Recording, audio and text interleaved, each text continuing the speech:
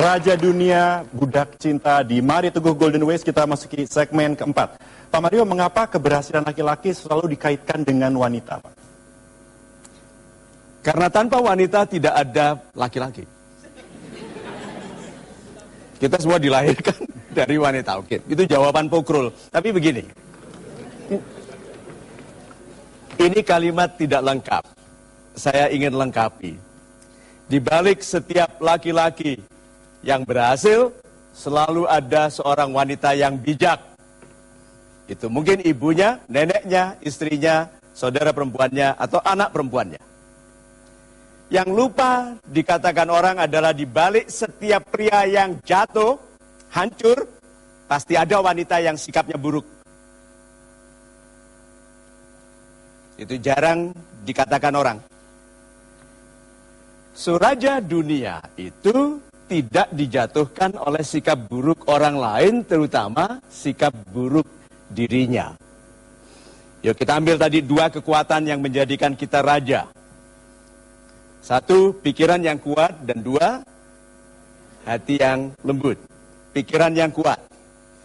Banyak orang otaknya berhenti berfungsi di hadapan masalah. Ayo, ada masalah, langsung beku. Langsung hal-hal yang paling kecil pun dia harus tanya. Dan dia bahkan tanya kepada peramal yang tidak bisa meramalkan nasibnya sendiri. Iya loh, kalau dia bisa meramalkan nasibnya nggak jadi peramal. Jadi punya pabrik kabel untuk supply kabel Jawa Madura. So, kalau begitu, hati-hati dengan bekunya pikiran di hadapan masalah. Yuk, bagaimana kalau kita menggunakan masalah sebagai pencerah otak? Justru karena ada masalah dia tidak tidur, bukan karena gelisah, tapi karena sedang memikirkan cara. Justru karena ada masalah dia bilang, kalau aku temukan cara untuk menyelesaikan masalah ini, aku bisa kaya raya, karena ada 240 juta orang di Indonesia yang punya masalah itu. Coba bagaimana kalau kita mengubah sudut pandang kita mengenai masalah?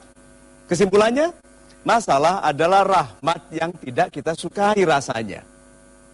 Begitu ada masalah karena tidak suka, langsung otaknya membeku. Mulai dari sekarang, bebaskanlah diri Anda untuk menjadi raja dengan menyambut masalah dengan kegembiraan yang sama seperti Anda menerima hadiah.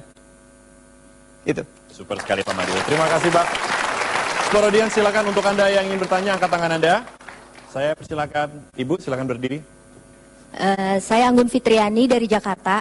Yes, Ibu. Yang ingin saya tanyakan sekarang ini, bagaimana caranya kita itu menempatkan cinta dalam kehidupan kita? Menempatkan cinta dalam kehidupan kita, sesuai dengan porsinya ya pasti Pak. Mengingatkan cakupan cinta itu begitu luasnya ya Pak. Oke. Terima kasih.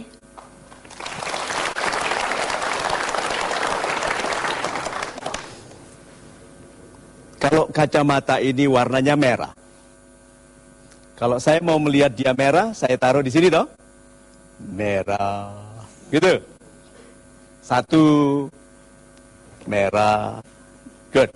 Kalau saya mau lihat semua orang merah, apa yang saya lakukan? Dipakai. Cinta itu tidak untuk ditempatkan.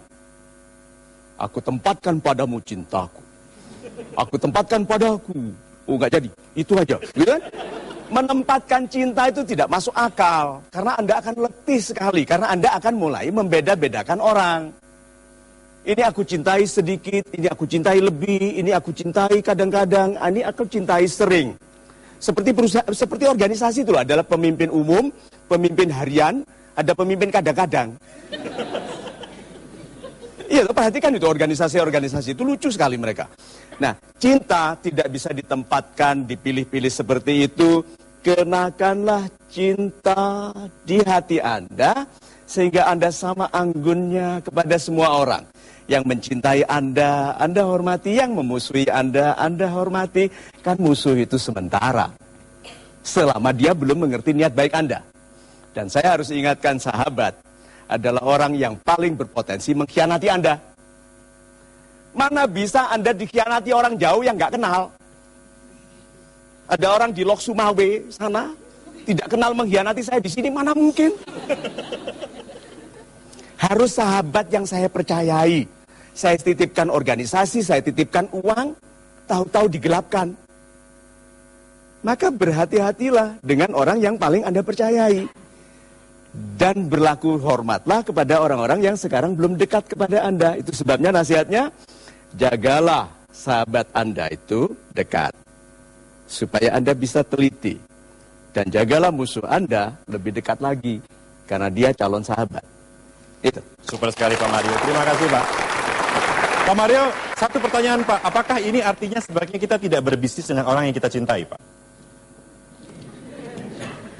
Ya, betul. Berhati-hatilah dalam berbisnis dengan orang-orang yang kita cintai. Kalau mau tahu orang baik, lihat 3 hal. Sudah pernah lihat dia marah enggak? Karena orang pendidikannya tinggi, gelarnya bisa profesor, doktor, macam-macam sampai jatuh dari kartu namanya.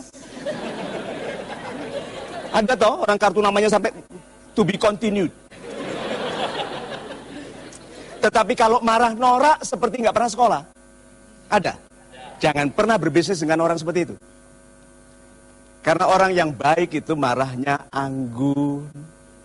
Bahkan dia mau menembak pun permisi. Jangan gerak-gerak ya. Kalau meleset lebih sakit. Diam. Itunya orang ditakuti sekali. Pernah lihat orang marah nggak? Kedua, pernah urusan dengan uang nggak? Karena waktu uang sedikit sahabat itu setia.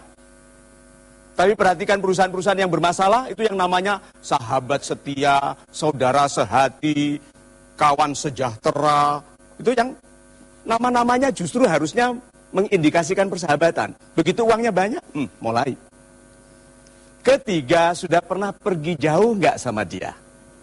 Orang bisa anggun waktu bertamu, tapi sudah waktu naik kereta api lama, naik bis lama, naik pesawat lama, mulai kelihatan rewelnya. Oh toiletnya begini, ini makannya itu, cucu, gitu. Oke? Mulai kelihatan nih orang rewel kalau ada masalah. Lihat. Maka berhati-hatilah berbisnis dengan orang-orang yang dekat dengan Anda, karena ada kemungkinan Anda kehilangan saudara. Jadi lebih baik rugi. Tidak berbisnis, karena sumber rezeki dari manapun dan tidak harus dari dia, peliharalah persaudaraan. Itu. Super sekali Pak Mario. Kita break sejenak Pak. Pemirsa tetaplah bersama kami selalu di Mario Teguh Golden Ways. Suara nafasnya sesak. Begitu. Jadi orang yang berani segera bertindak, tidak mendahulukan alasan. Itu.